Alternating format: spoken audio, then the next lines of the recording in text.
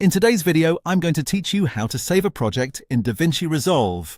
Saving your project is one of the most important habits to build while editing because it helps make sure your progress is stored properly and reduces the chance of losing any recent changes.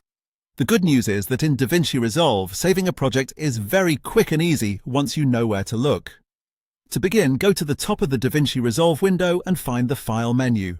This is where you'll usually find several basic project options, including creating, opening, and saving projects.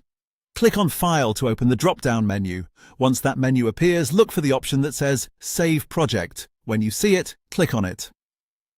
As soon as you do that, DaVinci Resolve will save the current state of your project. That means your edits, timeline changes, imported media organization, and other project adjustments will be stored. And that's all you need to do to save your project manually. If you're editing for a longer period of time, it's a good idea to save regularly, especially after making important changes. Even though the saving process is simple, doing it often can help protect your work and give you peace of mind while editing.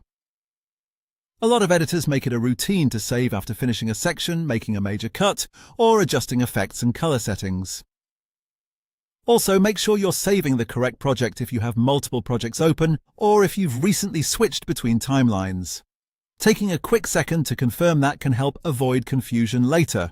So just remember, go to the top of the screen, click File, then click Save Project. That's the manual way to save your work in DaVinci Resolve, and it only takes a moment.